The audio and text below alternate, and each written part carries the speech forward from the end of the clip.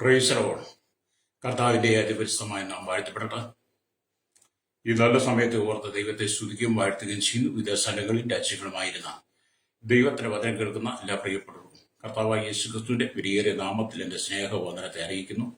അല്പസമയത്ത് ദൈവത്തിന്റെ ചിന്തയ്ക്കായി ഒരു ദൈവവചന ഭാഗം വായിക്കുന്നു. മത്തായി എഴുതിയ സുവിശേഷം 8-ാം അധ്യായം അതിന്റെ 26-ാമത്തെ വാക്യം. അവൻ അവരോട്, അല്പവിശ്വാസികളെ, നിങ്ങൾ ഭീരുക്കൾ ആകുവാൻ എന്ന് പറഞ്ഞ ശേഷം എഴുന്നേറ്റ് കാറ്റിനെയും കടലിനെയും ശാസിച്ചു. ഹല്ലേലൂയ. വളരെ അനുഗ്രഹിക്കപ്പെട്ട നല്ല തിരുവെഴുത്താണ്. നമ്മൾ ചിന്തിക്കുന്ന വചനം പറയുന്നത്, അല്പവിശ്വാസികളെ, നിങ്ങൾ ഭീരുക്കളാകുവാൻ എന്ത്.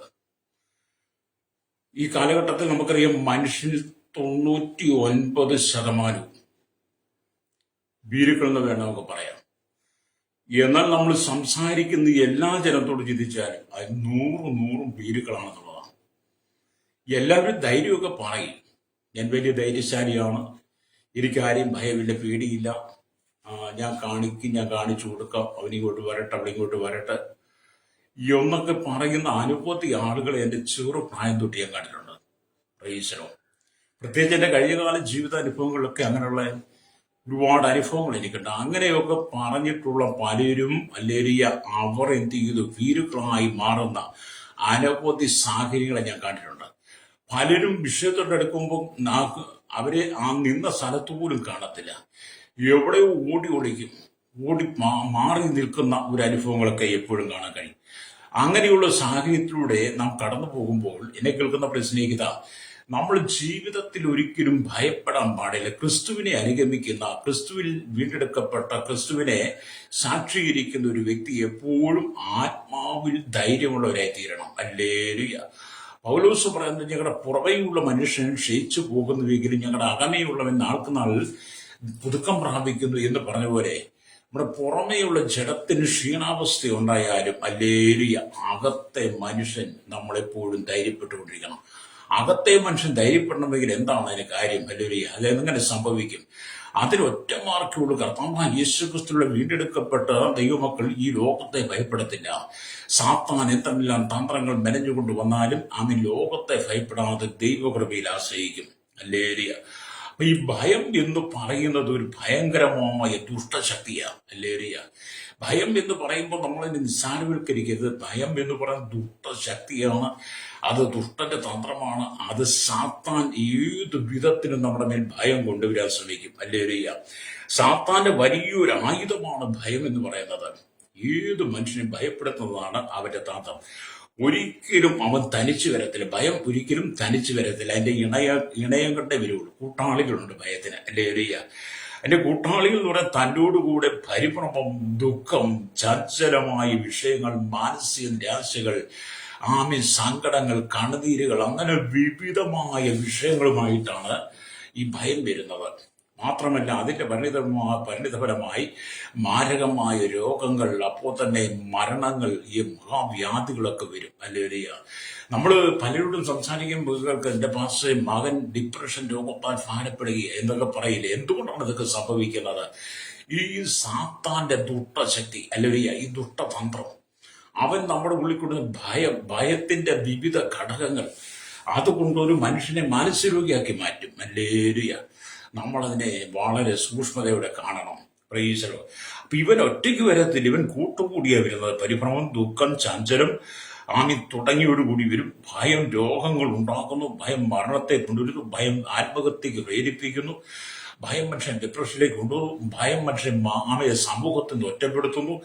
അങ്ങനെ വിവിധമായ നിലയിൽ ഭയം വരും. മാത്രമല്ല നമ്മുടെ ശരീരത്തെ ബലഹീനമാക്കും. ഹല്ലേലൂയ. ശരീരത്തെ ബലഹീനമാകും, ഹൃദയത്തിന്റെ ഉറപ്പിനെ നീക്കിക്കളയും, ഹൃദയത്തിന്റെ ദൃഢതയെ നീക്കിക്കളയും. നമ്മുടെ ഉള്ളിൽ മനോവ്യസനം കൊണ്ടുതരും. അപ്പൊ ഇതിനെ നമ്മൾ വളരെ ഭയത്തെ വളരെ നമ്മൾ സൂക്ഷ്മതയോടെ കാണണം. ഹല്ലേലൂയ. അതുകൊണ്ടാണ് ഞാനിത് പറയാൻ കാരണം ഇങ്ങനെയൊക്കെ നമ്മൾ ചിന്തിക്കുമ്പോഴാണ് നമുക്ക് ഭയത്തെ നേരിടാൻ പറ്റത്തുള്ളൂ. ശത്രുവിനോട് നേരിടുന്നത് പോലെ തന്നെ നമ്മൾ ഭയത്തോട് നേരിടണം. ഹല്ലേലൂയ. ഈ ഭയത്തോട് എങ്ങനെയാണ് നേരിടുവാൻ കഴിയുന്നത്? വീണ്ടെടുക്കപ്പെട്ട ദൈവമക്കൾ പ്രാർത്ഥനാ ജീവിതത്തിലേക്ക് മടങ്ങി വന്നു. ഉപവാസത്താലും പ്രാർത്ഥനയാലും അല്ലാതെ ജാതി മാറിപ്പോകരുത് പറഞ്ഞ പോലെ നാം ഭയത്തെ നീക്കണമെങ്കിൽ ദൈവസന്നിധി പ്രാർത്ഥനയോടും ഉപവാസത്തോടും കൂടെ വരണം. പ്രാർത്ഥിക്കുകയും ഉപവസിക്കുകയും ചെയ്യുമ്പോൾ ഭയത്തിന് നീ പോരാടി ദൈവത്തിന് ഇടിവെന്ന് പ്രാർത്ഥിക്കുമ്പോൾ ഹല്ലേലൂയ നിന്റെ ഉള്ളിലെ ഭയം മാറിപ്പോകും, രക്തം ചെയ്യും. അപ്പൊ ഇവിടെ ശിഷ്യന്മാർക്ക് ഭയം പിടിച്ചു, അവർ ഭ്രമിക്കുക, അവരുടെ ഉള്ളിൽ വലിയ ചാഞ്ചലം, ഹല്ലേലൂയ. അവരെന്ത് ചെയ്തു? ദുഃഖത്തിലായി. എന്തു ചെയ്യും? അല്ലെ, പടകം മുങ്ങി പോകുമല്ലോ, പടകം മുങ്ങി എല്ലാവരും മരിക്കും എന്നുള്ളൊരു ചിന്ത ശിഷ്യന്മാരുടെ ഉള്ളിലേക്ക് വരികയാണ്. ഹല്ലേലൂയ. അതാണ് നമ്മൾ വായിച്ച ദൈവവചനത്തിൽ നമ്മൾ കണ്ടത്. ആമേൻ. 8-ാം അധ്യായം, ഹല്ലേലൂയ, അതിന്റെ 23 തൊട്ട് വാക്യം വായിക്കുമ്പോൾ കാണാൻ കഴിയും. അല്ലെ, ഈ കാറ്റിനെയും കടലിനെയും യേശു ശാസിക്കുന്നത് എന്ന് പറഞ്ഞാൽ, അവൻ ഒരു പടകിൽ കയറിയപ്പോൾ അവന്റെ ശിഷ്യന്മാർ കൂടെ ചെന്നു. പിന്നെ കടലിൽ വലിയ ഓളം ഉണ്ടായിട്ട് പടക് തിരകളാൽ മുങ്ങുമാറായി. അവന് ഉറങ്ങുകയായിരുന്നു. എല്ലാവരും പടകിൽ യാത്ര ചെയ്യുക. ആ യാത്ര ചെയ്യുന്ന സമയത്താണ് കടലിൽ വലിയ തിരമാലകൾ, ഓളങ്ങൾ ഉണ്ടായി, പടക് മുങ്ങുമാറായി. അപ്പൊ നമ്മുടെ യേശു പടകിൽ ഉറങ്ങുകയാ, ഹല്ലേലൂയ, ഉറങ്ങിയ. അവർ അടുത്തിരുന്നു, ശിഷ്യന്മാർ അടുത്തിരുന്നു, കർത്താവേ രക്ഷിക്കണമേ, ഞങ്ങൾ നശിച്ചു പോകുന്നു എന്ന് പറഞ്ഞ് അവരെ ഉണർത്തി. ഹല്ലേലൂയ. യേശു പടകിൽ ഉണ്ടായിരുന്നിട്ടും കടലിൽ ഓളവും തിരമാലകളും പ്രതിസന്ധികളും വന്നിട്ടും പടകിലുള്ള യേശുവിനെ പോലും ശിഷ്യന്മാർ മറന്നിട്ട് അവരുള്ളിൽ ഭയം പിടിച്ചു, സംഭ്രമം പിടിച്ചു, ദുഃഖം വന്നു. ഹല്ലേലൂയ. ഇതാണ് ശ്രോതാവേ നമ്മുടെ ജീവിതത്തിൽ വരുന്ന പ്രശ്നങ്ങൾ. യേശു നമ്മുടെ പടകിലുണ്ടെന്ന് നമ്മൾ ബോധ്യമുണ്ടെങ്കിലും പലപ്പോഴും നമ്മുടെ ഉള്ളിൽ ഭയം. അതെന്തുകൊണ്ടാണ്? യേശു പടകിലിരിക്കുന്ന, ആക്ഷരികമായ പടകിലാണ് യേശു അവിടെ ഉള്ളത്. ശിഷ്യന്മാർ യേശുവിനോടൊപ്പം യാത്ര ചെയ്യുക. എന്നാൽ പുതിയ നിയമസഭയുള്ള വിഷയത്തിന് ഞാൻ പറയട്ടെ, ആ കാലഘട്ടത്തിൽ ആക്ഷരികമായ ഒരു പടകിലല്ല യേശു ഉള്ളത്, നമ്മുടെ ജീവിതമാകുന്ന പടകിലാണ് യേശു ഉള്ളത്. അതുകൊണ്ട് നമ്മൾ ഒരിക്കലും സംഭ്രമം പിടിക്കരുത്, നാം ദുഃഖിക്കപ്പെട്ടു പോകരുത്, ചഞ്ചലപ്പെട്ടു പോകരുത്. ഹല്ലേലൂയ. അപ്പം ഭയത്തോടു കൂടെ വരുന്ന ദുഷ്ട ശക്തികളെ നാം ചെറുത്ത് തോൽപ്പിക്കണം. അപ്പൊ ശിഷ്യന്മാർ പറയുക, കർത്താവേ ഞങ്ങളെ രക്ഷിക്കണമേ, ഹല്ലേലൂയ, ഞങ്ങൾ നശിച്ചു പോകുന്നു എന്ന് പറഞ്ഞ് യേശുവിനെ ഉണർത്തി. ഹല്ലേലൂയ. എന്നെ കേൾക്കുന്ന മാതാവേ, പിതാവേ, ഹല്ലേലൂയ, നീ കടന്നു പോകുന്ന പ്രയാസമേറിയ വിഷയങ്ങളുണ്ടല്ലോ, സങ്കടമേറിയ വിഷയങ്ങളുണ്ടല്ലോ, നീ അതിനകത്ത് ഭാരപ്പെട്ട് മനകലങ്ങി നീ അടുത്ത നിമിഷം എന്ത് ചെയ്യുമെന്നൊക്കെ ഓർത്ത് നീ ഭാരപ്പെടുകയാണെങ്കിൽ, ആമീൻ, പടകിൽ കിടന്നുറങ്ങി യേശുവിനെ ശിഷ്യന്മാർ ഉണർത്തിയതുപോലെ നിന്റെ ജീവിതമാകുന്ന പടകിൽ ഉറങ്ങിക്കിടക്കുന്ന യേശുവിനെ നീ ഒന്ന് ഉണർത്തണം. ഹല്ലേലൂയ. നിന്റെ ജീവിതമാകുന്ന പടകിൽ യേശു ഉണ്ടോ?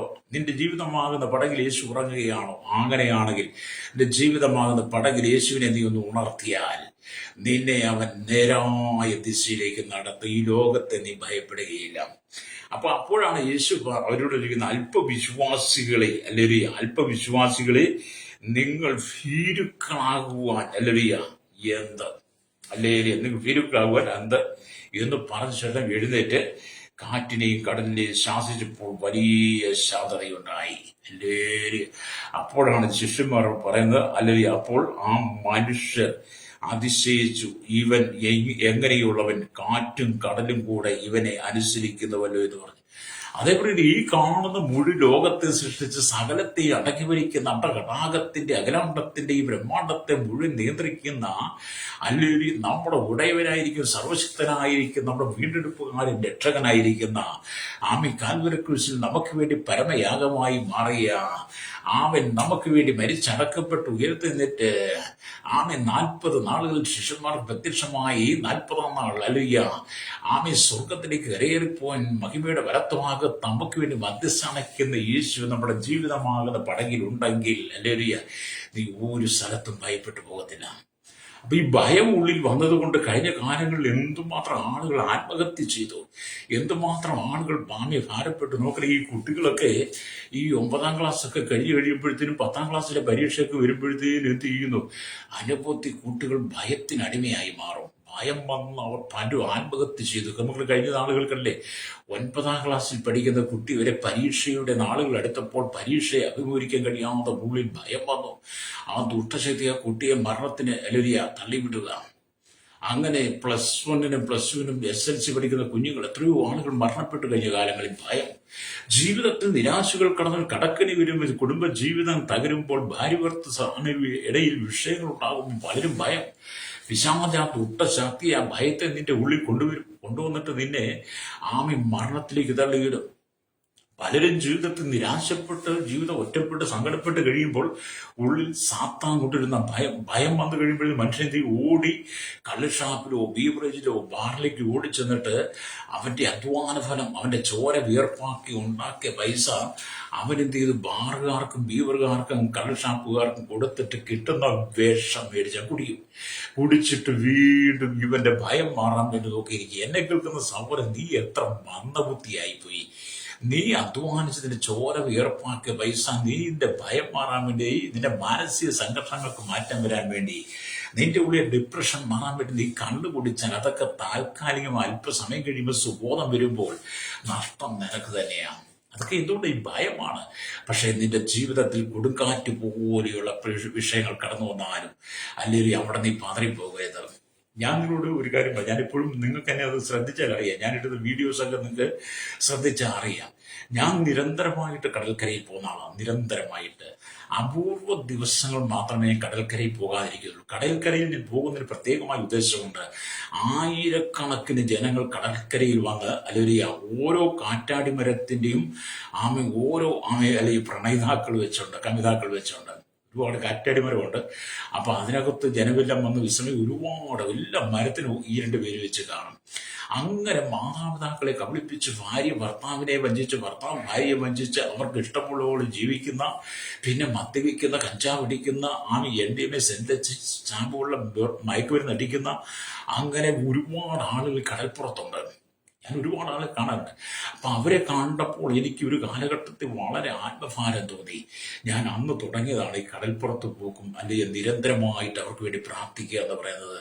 അങ്ങനെ ഞാൻ അവർക്ക് വേണ്ടി പ്രാർത്ഥിക്കും. വലിയ നടന്ന് ഈ കിലോമീറ്റർ കടൽപ്പുറത്ത് നടക്കാൻ സൗകര്യമുണ്ട്. നടന്ന് അവർക്ക് വേണ്ടി പ്രാർത്ഥിക്കും. വലിയ മാത്രമല്ല, ഞാൻ അവിടെ നല്ല മെസ്സേജൊക്കെ പറയാറുണ്ട്.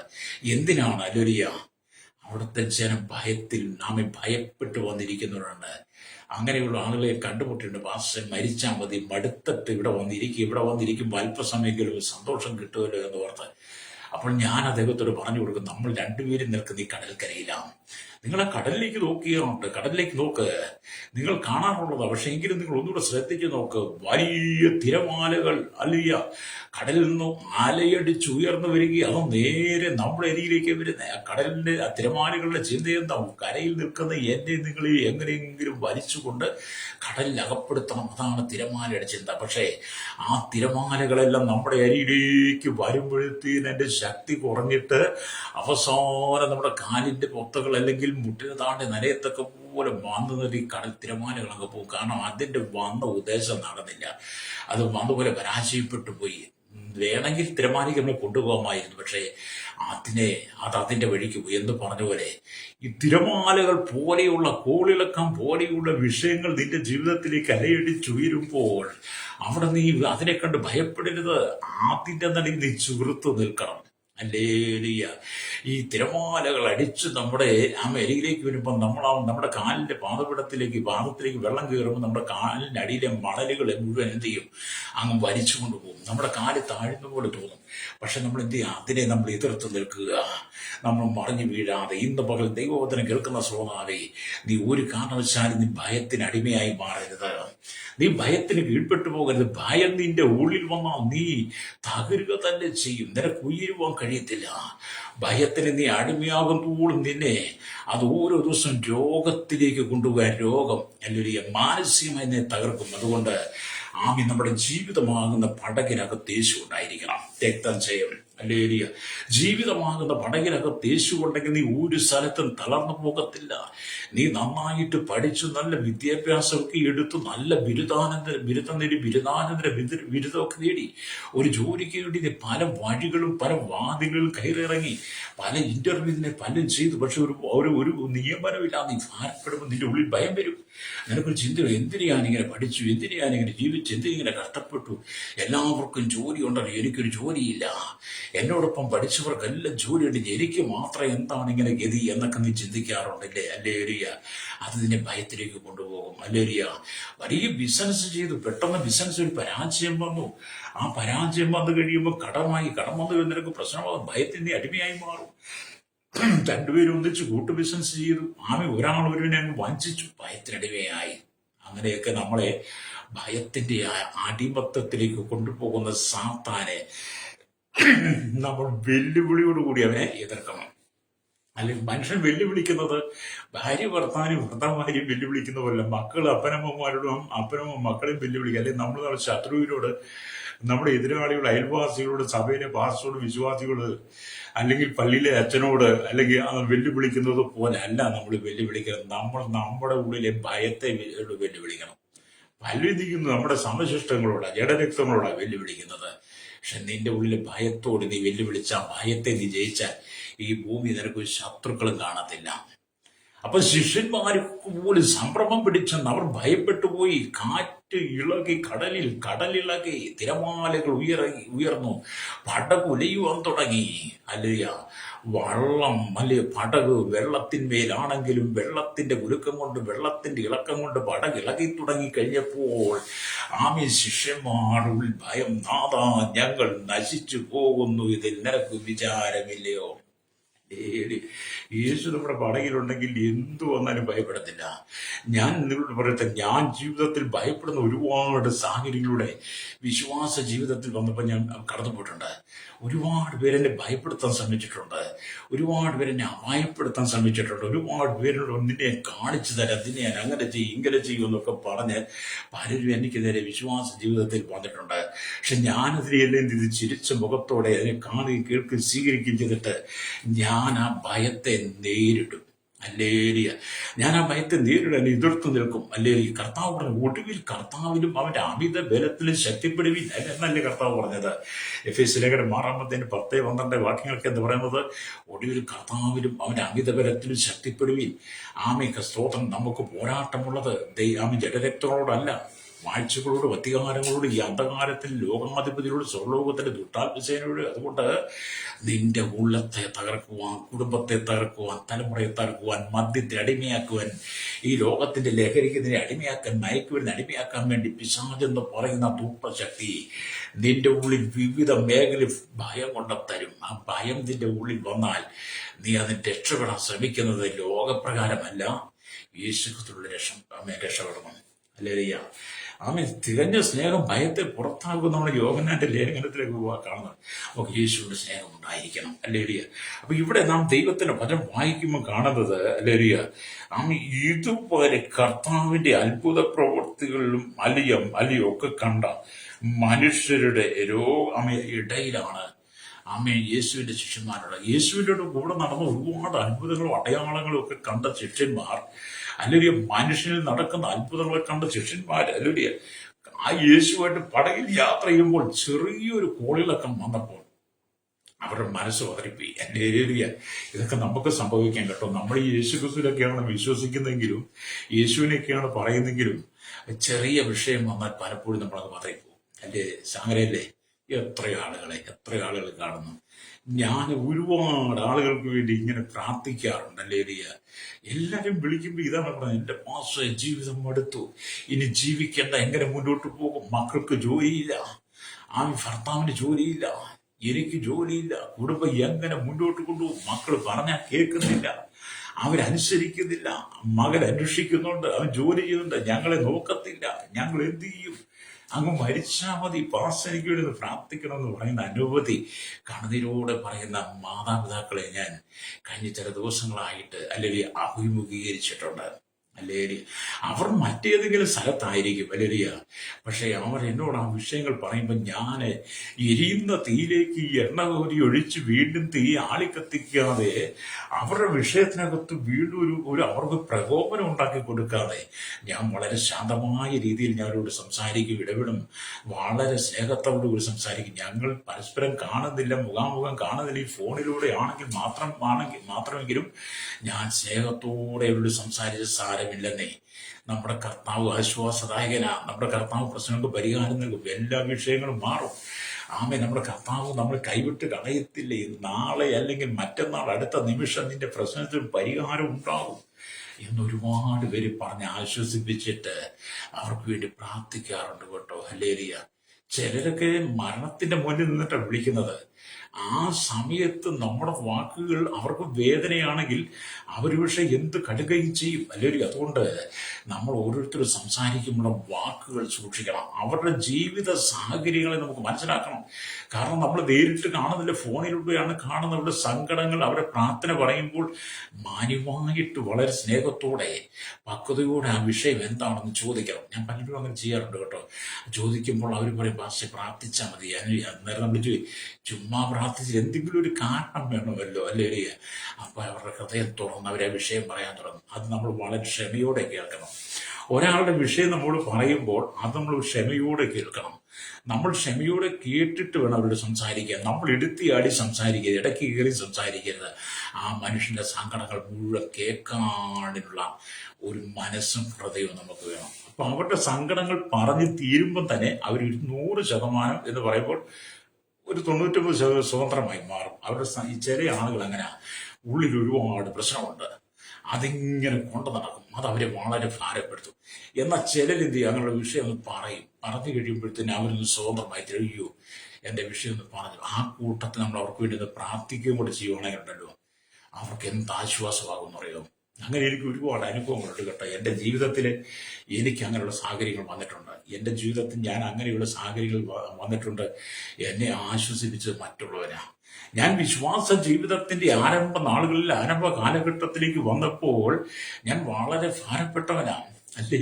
നിങ്ങൾക്കറിയാമോ, എൻ്റെ ജീവിതത്തിന്റെ സാഹചര്യം ഒന്നും അറിയത്തില്ല. ഞാൻ വിശ്വാസത്തിലേക്ക് വരുന്ന സമയത്ത് എന്നെ ബൈബിൾ കോളേജിലാക്കുവാൻ വേണ്ടി എൻ്റെ ഞാൻ രക്ഷിക്കപ്പെട്ടവരെ പാസ് എന്നെ ശ്രമിച്ചപ്പോൾ കൊണ്ടുപോകാൻ ഒരുങ്ങിയപ്പോൾ എനിക്കൊന്ന് ആകെപ്പാടെ ഉള്ളത് ഒരു ഷർട്ടും അന്നലിയ ഒരു പാൻറ്റുമാണ്. അല്ലേരിയ പാൻറ്റ് കടം വാങ്ങിയതാണ്. അല്ലേരിയ ഒരു മുണ്ടും, ഇത് മാത്രമേ ഉള്ളൂ.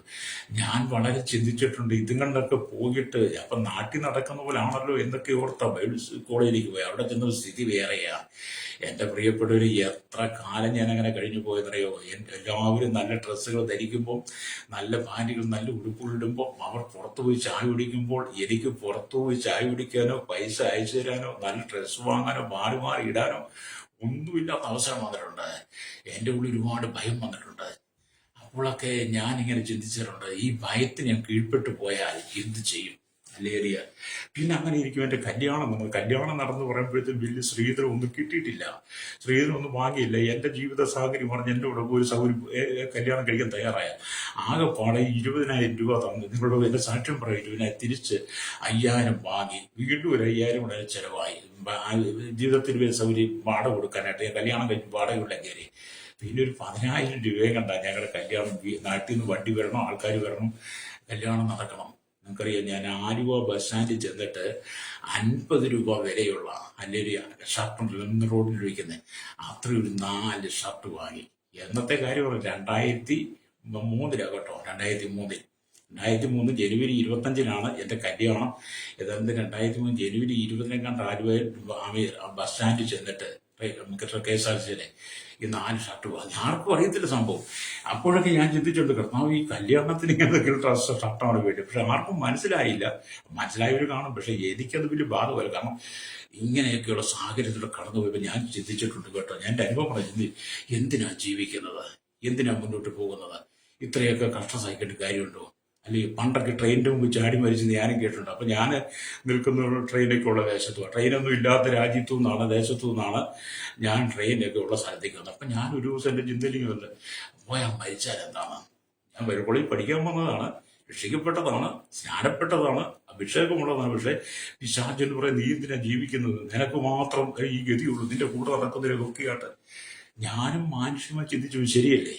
പക്ഷെ ദൈവാത്മാവിനോട് പറഞ്ഞു, അതരുത്, അവരെ പോലെ ആകരുത്. ഈ ലോകത്തിന് അനുരൂപരാകാതെ നന്മയും പ്രസാദവും പൂർണ്ണതയുമുള്ള ദൈവഗീത എന്ന് തിരിച്ചറിഞ്ഞ് മനസ്സുകുതൊക്കെ എന്ന് ദൈവത്തിന്റെ ആത്മാവിനോട് സംസാരിച്ചു കേട്ടോ. അല്ലേറിയ ഞാനൊന്ന് ബലപ്പെട്ടു. ഞാനും ചോദിച്ചു, എന്തിനാ ഞാൻ മരിക്കുന്നത്? ഞാൻ വചനം പഠിക്കാൻ വന്നതല്ലേ, ബൈബിൾ കോളേജ് വന്നതല്ലേ, എനിക്ക് കർത്താവിന്റെ വേല ചെയ്യണം. ഞാൻ എൻ്റെ ഉള്ളിൽ ഭയത്തെ ഞാൻ ശാസിച്ചടക്കി കേട്ടോ. ഞാൻ നിങ്ങളോട് എൻ്റെ ഒരു അനുഭവം പറഞ്ഞതാ. ഇതൊക്കെ യാഥാർത്ഥ്യമാണ് പ്രിയരെ. ഞാൻ അന്ന് തൊട്ട് എൻ്റെ ഉള്ളിൽ ഇരുന്ന് ഭയത്തെ ഞാൻ ശാസിച്ചു കൊടുക്കും. അതുകൊണ്ട് ഇന്ന് പകലിൽ എന്നെ കേൾക്കുന്ന മാതാപിതാവ് നിന്റെ ഉള്ളിലെ ഭയത്തിന്റെ ആത്മാവിനെ നീ നീക്കിക്കളയണം. അല്ലെങ്കിൽ ചെറിയ ചെറിയ വിഷയങ്ങൾ നിന്റെ ജീവിതത്തിനകത്ത് കടന്നു വരുമ്പോൾ ആ ചെറിയ ചെറിയ വിഷയങ്ങളെ നീ എടുത്ത് പുറത്തു കളയണം. ആ വിഷയങ്ങൾ നിന്റെ ഉള്ളിൽ വെച്ചത് പെരുപ്പിച്ച് വലിയതാകരുത്. ചെറിയ തീ വലിയ കാട് കത്തിക്കുന്നു പറഞ്ഞ പോലെ ചെറിയ വിഷയങ്ങൾ വലിയ വിഷയമാക്കി എടുക്കരുത്. അതിനെ അങ്ങ് കളഞ്ഞേക്കണം. നീ അല്ലെങ്കിൽ അതിനെ കളഞ്ഞേക്കണം. നമുക്ക് വേണ്ടാത്ത സാധനങ്ങളൊക്കെ അങ്ങനെ കളഞ്ഞേക്കണം. ഞാൻ അങ്ങനെ വിശ്വാസജീവിതത്തിൽ ശക്തിപ്പെട്ടത് കേട്ടോ. അല്ലെങ്കിൽ പിന്നെ ഞാൻ നിരന്തരം പ്രാർത്ഥിക്കാൻ തുടങ്ങി. നിരന്തരം ദൈവത്തോട് കണ്ണുനീരോടെ പറയുവാൻ തുടങ്ങി, കർത്താവേ എൻ്റെ അവസ്ഥകൾക്കും സ്ഥിതികൾക്കും ഒരു മാറ്റം തരണമേ. ഹല്ലേലൂയ. എനിക്കും ഈ ഭൂമി കാണാനും കേൾക്കാനും സങ്കടം പങ്കുവെക്കാനും അങ്ങ് മാത്രമേ ഉള്ളൂ, മറ്റാരുമില്ല. ശത്രുവിന്റെ പോരാട്ടങ്ങൾ എനിക്ക് വളരെയുണ്ട്. അതുകൊണ്ട് കർത്താവ് എന്നെ സഹായിക്കണമേ എന്ന് ഞാൻ കർത്താവിനോട് പറഞ്ഞു. ചില നാളുകളിൽ കർത്താവിനോട് പറഞ്ഞത് ഞാൻ നിന്നെ അനാഥരായി വിടത്തില്ലെന്ന്. കഴിഞ്ഞ നീണ്ട 26 വർഷമായിട്ട് വിശ്വാസ ജീവിതത്തിൽ വിശ്വാസത്താൽ മാത്രമാണ് നിൽക്കുന്നത്. അല്ലെങ്കിൽ വിശ്വാസത്താൽ മാത്രം കഴിഞ്ഞ 26 വർഷമായി വിശ്വാസ ജീവിതം മുന്നോട്ട് കൊണ്ടുപോവുകയാണ്. അല്ലെ ആരുടെയും വലിയ ഒരു പരപ്രേരണയല്ല കേട്ടോ. ദൈവം തന്ന വിശ്വാസമാണ് നിൽക്കുന്നത്. അല്ലേരിയ.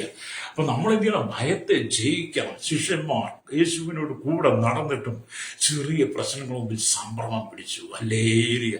നമ്മൾ അങ്ങനെ ആകരുത്. അന്ന് യേശു പടകിൽ, ഇന്ന് നമ്മുടെ ജീവിതമാകുന്ന പടകിൽ യേശു ഉണ്ട്. എന്നെ കേൾക്കുന്ന മാതാപിതാ, നിന്റെ ജീവിതമാകുന്ന പടകിൽ യേശു ഉണ്ടെങ്കിൽ, അല്ലെങ്കിൽ യേശു നിന്റെ ജീവിതത്തിൽ വാസിക്കുന്നുണ്ടെങ്കിൽ നീ പിന്നെ എന്തിനും ശത്രുവിനെ ഭയപ്പെടണം. ഹല്ലേലൂയ. ദാവീദ് രാജാവ് പറഞ്ഞൊരു വചനമുണ്ട് സങ്കീർത്തനം 23 ആമി കൂരിരുളിൽ താഴ്വരയിലൂടെ നടന്നാലും, ഹല്ലേലൂയ, എന്ന് പറയാൻ മരണനിഴലിൽ താഴ്വരയിൽ നടന്നാലും ഞാൻ ഒരു അനർത്ഥവും ഭയപ്പെടുകയില്ല. എന്നാൽ കൂരിരുളിന്റെ അനുഭവം വന്നാലും മരണനിഴലിൽ താഴ്വരയുടെ ആയിരുന്നാലും എനിക്കൊരു അനർത്ഥം വരികയെന്ന് ഭക്തനായ ദാവീദ് പറഞ്ഞതുപോലെ നമ്മുടെ ജീവിതത്തിൽ ചില കൂരിരുളിന്റെ അനുഭവങ്ങൾ കടന്നു വരും. ചില മരണനിഴലിൽ താഴ്വരയിലൂടെ നിങ്ങൾ കടന്നു പോയേക്കാം. അവിടെയൊന്നും നമ്മൾ തകർന്നു പോകണ്ട. നമ്മെ വിളിച്ച ദൈവം വിശ്വസ്തനാണ്. ഹല്ലേലൂയ. ഇന്ന് പകൽ എന്നെ കേൾക്കുന്ന മാതാവേ പിതാവേ, ഒരുപക്ഷെ നിന്നെ തകർത്ത് കളയുവാൻ, നിന്നെ നശിപ്പിച്ചു കളയുവാൻ, നിന്റെ ഉന്മൂലനാശം ജീവന്റെ കുടുംബത്തെ തകർക്കാൻ, നിന്റെ തലമുറയെ നശിപ്പിക്കാൻ വേണ്ടിയിട്ട് സാത്താൻ പല പദ്ധതികളുമായിട്ട് വരുമ്പോൾ, ഹല്ലേലൂയ, അവിടെ നീ തകർന്നു പോകരുത്. അതിനെ ജയിപ്പാൻ കഴിയണം. ഹല്ലേലൂയ. ശത്രുവിന്റെ തന്ത്രങ്ങളെ ജയിക്കണം. അതുകൊണ്ടാണ് പറഞ്ഞത് സാത്താൻ നമ്മെ തോൽപ്പിക്കരുത്, അവന്റെ തന്ത്രങ്ങളെ നാം അറിയാത്തവരല്ലല്ലോ എന്ന് 2 കൊരിന്ത്യർ ലേഖനം 2:11 വായിക്കണം കേട്ടോ, എഴുതി വെച്ചിട്ടുണ്ട്. പ്രൈസലോ. അപ്പൊ സാത്താൻ ഭയങ്കര തന്ത്രശാലിയാ, നിന്നെ എങ്ങനെയെങ്കിലും തകർക്കാൻ വേണ്ടിയിട്ട്. അങ്ങനെയാണ് ഈ മനുഷ്യൻ മദ്യത്തിന് അടിമയാകുന്നത് എന്റെ ചിന്ത കേട്ടോ. ഹല്ലേലൂയ. മദ്യത്തിന് അടിമയാകുന്നത് മിക്കവാറും അങ്ങനെ. ഞാൻ ഹല്ലേലൂയ ജനിച്ച പ്രായം തിരിച്ചറിവ് വന്ന കാലം തൊട്ട് 36 വയസ്സ് വരെ ഭയങ്കര മദ്യത്തിന് അടിമയായിരുന്നു. പ്രായപൂർത്തിയാകുമ്പോൾ വീട്ടുകാർ ഇഷ്ടം പോലെ തന്നു. എനിക്കൊരു 9-10 വയസ്സൊക്കെ കഴിയുമ്പോൾ ഞാൻ കള്ള് ഷാപ്പിൽ നിന്ന് കള്ള് നേരിട്ട് കുടിക്കാൻ തുടങ്ങിയവനാ. 10 വയസ്സൊക്കെ കള്ള് ഷാപ്പിൽ നേരിട്ട് കണ്ടുപിടിക്കാൻ തുടങ്ങിയിട്ടുള്ള വ്യക്തിയാ. എൻ്റെ ഏരിയ. അപ്പം നിങ്ങൾ ഓർക്കണം എൻ്റെ ജീവിത സാഹചര്യം തന്നു. പക്ഷേ അത് നീണ്ട 10-26 വർഷം അല്ലേരിയ തിരിച്ചറിവായ കാലം കുടുംബത്തെ ദിവസം 10-16 വർഷം വീട്ടിൽ നിന്ന് സമയം കൂടെ കൂട്ടി അത്ര എന്നെ സാത്താൻ തകർത്ത് കളഞ്ഞു. എന്റെ ജീവിതത്തെ തകർത്ത് കളയുക, എന്റെ ജീവിതത്തെ ഉന്മൂലനാശം ചെയ്യുവാൻ പിശാച് പലപ്പോഴും ഒരുങ്ങി. പലപ്പോഴും ശരീരമാസകലം മുറിവേറ്റ് കിടന്ന് മരിച്ചവരെ പോലെ പെരുവഴിയിൽ കിടന്നിട്ടുണ്ട്. ഞാൻ മരിച്ചുപോയെന്ന് പറഞ്ഞ എന്നെ റോഡിന്റെ, ഞാൻ മുക്കൂട്ടുതറ മുട്ടപ്പള്ളി എന്ന് പറയുന്ന സ്ഥലമുണ്ട് കേട്ടോ. അവിടെ മാളിയേക്കൽ എന്ന് പറഞ്ഞൊരു കടയുണ്ട്, മുക്കൂട്ടുറക്ക ഇരുമ്പ് കടയാ. അവരുടെ വീട് അങ്ങോട്ട് പോകുന്ന വഴിക്ക് ആ ഭാഗത്ത് എന്നെ റോഡിന്റെ സൈഡില് വന്ന വണ്ടിക്കാർ തള്ളിയിട്ട് ചുറ്റിനും കല്ല് പിറക്കി വെച്ച് ഞാൻ മരിച്ചവനായിട്ട് വന്ന വണ്ടിക്കാരൊക്കെ ഒരു മാറി. പിന്നെ ആരും എൻ്റെ സുഹൃത്തുക്കൾ കണ്ടിട്ട് എന്നെ അവിടെ നിർത്തി വീട്ടിൽ കൂടി എന്ന് പറഞ്ഞാൽ അത്രയും പ്രയാസം കടന്നുപോയിട്ടുണ്ട്. പലപ്പോഴും ഞങ്ങളുടെ നാട്ടിൽ പമ്പയറ, എനിക്ക് നന്നായിട്ട് നീന്താൻ അറിയാം. അല്ലേറിയ അങ്ങനെ പമ്പയാറ്റ് ചാടി മരിക്കാൻ ഞാൻ നോക്കിയിട്ടുണ്ട്. ഞാനാണ് 2 പ്രാവശ്യം ആത്മഹത്യ ചെയ്യാൻ വേണ്ടി കഴുത്തി കയറിയിട്ടിട്ടുണ്ട്. കൈരി ഉടുതുണിയാല് ചാകാൻ ഒരുങ്ങിയിട്ടുണ്ട്. ഞാനാണ് ഫുള്ളാൻ കുടിച്ചു നോക്കിയിട്ടുണ്ട് വിഷം, അല്ലെങ്കിൽ ബിജോയ്സ് ബ്രാൻഡി എന്ന് വാങ്ങിയിട്ട് അതിനകത്തിട്ട്. അങ്ങനെയൊക്കെ ജീവിതത്തിൽ നിരാശ കൊണ്ട് തന്ന് പിശാചെന്നെ ഈ ഭൂമിയിൽ നിന്ന് നീക്കി കളയുവാൻ, നരകത്തിലേക്ക് കൊണ്ടുപോകാൻ, നരകക്കടലിലേക്ക് കൊണ്ടുപോകാൻ പിശാച് പല വട്ടം എന്നെ നിർബന്ധിച്ചിട്ടുണ്ട്. പക്ഷെ അവിടെ നിന്നെല്ലാം എന്നെ വിടുവിച്ചത് ദൈവമാകട്ടോ. എൻ്റെ ഉള്ളിൽ ഭയത്തെ നീക്കി തന്നത് കർത്താവാണ്. ഞാൻ യേശുവിനെ എന്ന് അറിഞ്ഞു, കർത്താവിനെ എന്ന് ഞാൻ രക്ഷകനെ സ്വീകരിച്ചു, എൻ്റെ ഉള്ളിലെ ഭയത്തെ യേശു നീക്കി കളഞ്ഞു. അപ്പൊ ഞാൻ വിശ്വാസ ജീവിതത്തിലേക്ക് വരുമ്പോൾ എന്നെ തകർക്കാൻ പിശാച് ശ്രമിച്ചിട്ടുണ്ട്. ഇത് നിങ്ങൾ ഇന്ന് ഈ വചനം കേൾക്കുമ്പോൾ നിങ്ങളുടെ ഉള്ളിൽ ഇങ്ങനെയുള്ള ഏതെങ്കിലും അനുഭവത്തിലൂടെ കടന്നു പോയിട്ടുണ്ടെങ്കിൽ, അഥവാ ഏതെങ്കിലും സാഹചര്യത്തിൽ നിങ്ങൾ നിൽക്കുന്നെങ്കിൽ, നിങ്ങൾ ആ ഭയത്തെ നോക്കി പോ പിശാച് എന്ന് പറയണം. നിനക്കെന്നെ തൊടാൻ അധികാരമില്ല. ഞാൻ ദൈവത്തിന്റെ മകനാണ്, ദൈവത്തിന്റെ മകളാണ്. അബ്ബാ പിതാവി എന്ന് വിളിക്കുന്ന പുത്രത്തിന്റെ ആത്മാവിനെ എനിക്ക് തന്നിട്ടുണ്ട്, അതെന്റെ ഉള്ളിൽ വസിക്കുന്നുണ്ട്. എൻ്റെ ജീവിതമാകുന്ന പടകിൽ യേശുണ്ട്. അവൻ എനിക്ക് വേണ്ടിയിട്ടാണ് സ്വർഗം വിട്ട് ഇറങ്ങി വന്ന്, എനിക്ക് വേണ്ടിയിട്ടാണ് മരിച്ചത്, അവൻ എനിക്ക് വേണ്ടിയിട്ടാണ് ഉയർത്തെഴുന്നേറ്റത്, സ്വർഗാരോഹണം ചെയ്തത്, അവന്റെ ബലത്തുമാകുന്നത് എനിക്ക് വേണ്ടിയിട്ടാണ് മധ്യസ്ഥ ചെയ്യുന്നത്. അവൻ എന്നെ ചേർക്കാൻ മധ്യാകാശത്തിൽ വരും. അതുകൊണ്ട് നിനക്കെന്നെ മരണത്തിന് അടിമപ്പെടുത്താൻ കഴിയില്ലെന്ന് സാത്താനെ നോക്കി പറയണം. മരണത്തിനോ പാപത്തിനോ നിരാശയ്ക്കോ സംഭ്രമത്തിനോ ചഞ്ചലത്തിനോ കഷ്ടത്തിനോ ദുഃഖത്തിനോ രോഗത്തിനോ ആത്മഹത്യക്കോ ഒന്നും നീ വിധേയപ്പെടരുത്. അല്ലേ, നമുക്കൊരു യേശു ഉണ്ടെന്നാ. അല്ലേലിയ. അപ്പൊ ശിഷ്യന്മാർ ആകെപ്പാടെ ഭയപ്പെട്ടു പോയി. അല്ലേലിയ. അപ്പൊ ഇവിടെ ദൈവത്തിന്റെ വചനം ഗലീല കടലിനെ കുറിച്ച് പറഞ്ഞിരിക്കുന്ന വിശദീകരണം വളരെ അല്ലേലിയ. അപ്പൊ ഇവിടെ യേശു പടകിൽ ഉണ്ടായിരുന്നിട്ടും ശിഷ്യന്മാർ ഭയപ്പെട്ടു പോയി. യേശു പടകിലുണ്ടായിരുന്നിട്ടും ശിഷ്യന്മാർ ഭയപ്പെട്ടു. അതെ, നമ്മുടെ ഉള്ളിൽ യേശു ഉണ്ടെങ്കിൽ നമ്മൾ ധൈര്യശാലികളാണ്. ഹല്ലേലൂയ. ഞാൻ പെട്ടെന്നൊന്നും അങ്ങനെ എല്ലാ കാര്യങ്ങളും ഭയപ്പെടത്തില്ല. കാരണം ഭയപ്പെടാൻ ഞാൻ ഒരുവിധമൊക്കെ മിക്കവാറും കാര്യങ്ങൾ നിയന്ത്രിക്കാൻ ശ്രമിക്കുന്ന ആളാണ്. കാരണം ഭയത്തെ ഓടിയാൽ ഒളിക്കാൻ കാണില്ലെന്ന് പറഞ്ഞ നമ്മൾ ഭയപ്പെട്ടാൽ എവിടെ ചെന്ന് ഒളിക്കും, ഭയപ്പെട്ടാൽ എവിടെ ചെന്ന് നമ്മൾ രക്ഷപ്പെടും. ആ ഭയം നമ്മുടെ ഉള്ളിൽ വന്നിട്ട് നമ്മെ മഹാ ദുഃഖത്തിലേക്ക് കൊണ്ടുവന്ന് സംഭ്രമം പിടിപ്പിക്കുക. അതുകൊണ്ട് സകലത്തെയും ജയിക്കണം. മരണത്തെയും പാതാളത്തെയും ജയിച്ച യേശു നമുക്കുണ്ട്. അവൻ ചെയ്യാണിയാ. ക്രൂശിൽ സാത്താന്റെ തലയെ തകർത്ത് യേശു, പിശാചിന്റെ തലയെ യേശു ക്രൂശിൽ തകർത്തു. ആമി മരണത്തെയും പാതാളത്തെയും ജയിച്ചു. ഹല്ലേലൂയ. അവൻ ചെയ്യാളിയായ ദൈവമാണ്. നമ്മൾ ജയിച്ചവന്റെ പിന്നാലെയാണ് യാത്ര ചെയ്യുന്നത്. ആമി പരാജയപ്പെട്ടവന്റെ മുമ്പിലൂടെയല്ല, അവനെയല്ല അനുഗമിക്കുന്നത്. യേശു എന്നും ചെയ്യാളിയാണ്. ഹല്ലേലൂയ. അതുകൊണ്ട് എന്നെ കേൾക്കുന്ന മാതാപിതാക്കളെ, ജീവിതത്തിൽ ഒരുപാട് കഷ്ടങ്ങൾ വരുമെന്നേ. എന്നെ കേൾക്കുന്ന സഹോദര സഹോദരി, ഒരുപാട് കഷ്ടം വരും. യുവതീവാക്കന്മാരോട് ഒരുപാട് കഷ്ടം വരും. പഠിക്കുന്ന കുഞ്ഞുങ്ങളോട് പറയട്ടെ, നിനക്ക് ഒരുപാട് കഷ്ടങ്ങൾ കടന്നു വരാം. അല്ലെങ്കിൽ നിന്നെ ഭയപ്പെടുന്ന ഞാൻ ജയിക്കും. ഇപ്പൊ നമ്മുടെ കുഞ്ഞുങ്ങളൊക്കെ 10ാം ക്ലാസ് പരീക്ഷ കഴിഞ്ഞ് +1 +2 പരീക്ഷ കഴിഞ്ഞ് നിൽക്കുക. അല്ലെങ്കിൽ 10ാം ക്ലാസ് എല്ലാ കുഞ്ഞുങ്ങളും പരീക്ഷ കഴിഞ്ഞു. ചിലരൊക്കെ പരീക്ഷ ഇപ്പം കോളേജിൽ ഒക്കെ നടക്കുക. അപ്പൊ എല്ലാ കുഞ്ഞുങ്ങളും ഞാൻ ജയിക്കുവോ. ഈ 10ാം ക്ലാസ്സിലേക്ക് 10ാം ക്ലാസ് പരീക്ഷയ്ക്ക് നമ്മുടെ കുഞ്ഞുങ്ങൾക്കെല്ലാം വളരെ ഭയമാണ്. അല്ലെങ്കിൽ 10ാം ക്ലാസ്സിൽ പഠിക്കുന്ന ഒരു കുട്ടിയുണ്ട് കേട്ടോ, അല്ലെങ്കിൽ അവൾ എന്നെ എപ്പോഴും വിളിക്കും. അപ്പൊ അവസാനത്തെ ദിവസം അവൾക്ക് മാത്സ് ആയിരുന്നു. അപ്പൊ അവൾ എന്നെ രാവിലെ വിളിച്ചിട്ട് പറഞ്ഞു, പാസ്റ്റർ എനിക്ക് വേണ്ടി പ്രാർത്ഥിക്കണം, മക്കളെ പ്രാർത്ഥിക്കണം എന്നൊക്കെ പറയാം. അപ്പൊ എല്ലാ പരീക്ഷയ്ക്ക് എന്നെ വിളിച്ച് പ്രാർത്ഥിക്കും. അപ്പം മാത്സ് വലിയ പഠിക്കാൻ കൊണ്ട് പറ്റുന്നില്ല. ഞാൻ രാവിലെ ഒക്കെ വേണ്ടി പ്രാർത്ഥിച്ചു നീ ധൈര്യമായിട്ട് പോയി ക്വസ്റ്റ്യനൊക്കെ കിട്ടുമ്പോൾ നന്നായിട്ട് നോക്കണം, നന്നായിട്ട് ശ്രദ്ധിക്കണം, മനസ്സിരുത്തി വായിക്കണം. മറ്റു വിഷയം പോലെയല്ല കണക്കാണ്.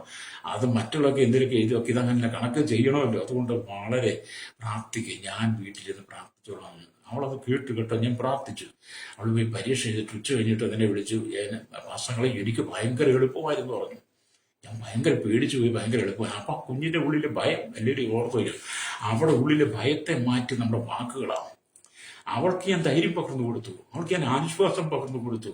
സാരമില്ല, നീ പോയി പ്രാർത്ഥിച്ചു, ഞാൻ ഇവിടുന്ന് പ്രാർത്ഥിക്കുന്നു. നീ പോയി പരീക്ഷ എഴുതുക, ഞാൻ ഇവിടുന്ന് പ്രാർത്ഥിക്കുന്നുണ്ട്. നീ ഭാരപ്പെടണ്ട. അത് ഓർത്തണം. വിശ്വാസിയല്ലേ കുട്ടി എന്ന് ഓർക്കണം. വിശ്വാസം ഒരു ഹിന്ദു കുടുംബത്തിലെ കുട്ടിയാണ്.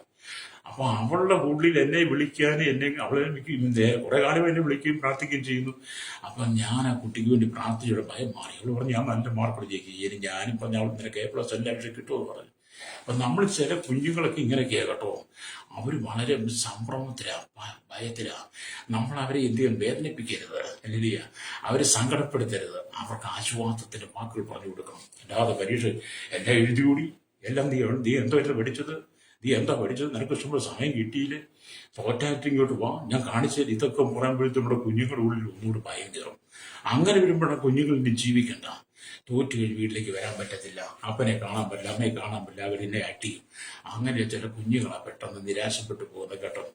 നമ്മളവരെ കൈപിടിച്ചു ഉയർത്തണം. അവരെ അങ്ങനെ വിടരുത്. അവരുടെ മനസ്സിൽ പെട്ടെന്ന് തീരുമാനം എടുക്കാനായിട്ടുള്ള അവസരം കൊടുക്കരുത്.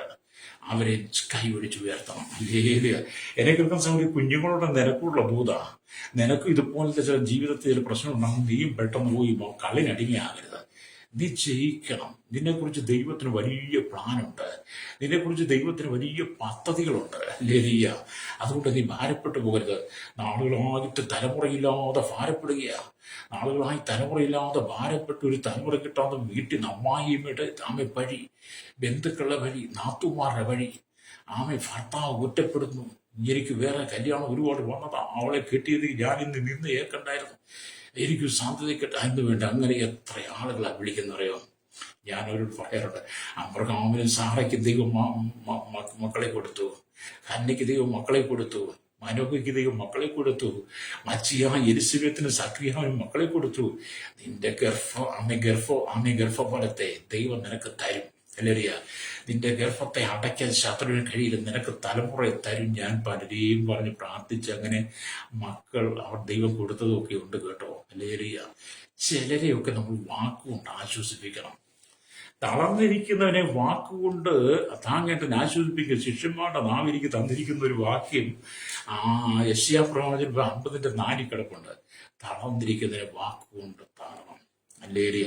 നമ്മൾ അല്പവിശ്വാസിയായി മാറിയിരുന്ന ഞാൻ ഈ പറയുന്നത്. കാരണം ജീവിതം ഒരിക്കൽ മാത്രമാണ്, അതൊന്ന് സന്തോഷിക്കണം. ഒരുപക്ഷെ നമ്മുടെ അറിയായ്മയുടെ കാലഘട്ടങ്ങളിൽ ഒരുപാട് പ്രശ്നങ്ങൾ നമുക്ക് വന്നേക്കാം. പക്ഷേ നമ്മൾ കർത്താവിനെ അറിഞ്ഞാൽ പിന്നെ അറിയായ്മയുടെ കാലങ്ങളിൽ സമുദ്രത്തിന്റെ ആഴങ്ങളിലേക്ക് കർത്താവ് നീക്കിക്കളഞ്ഞിട്ട് പിന്നെ നമ്മൾ ക്രിസ്തുവിൻ ചെയ്യാളിയ. ഹല്ലേലൂയ. എന്നെ കേൾക്കുന്ന സഹോദര സഹോദരി, നീ കർത്താവിൻ്റെതാ, നീ ദൈവത്തിൻ്റെതാ. നിന്നെ കർത്താവിന് ആവശ്യമുണ്ട്.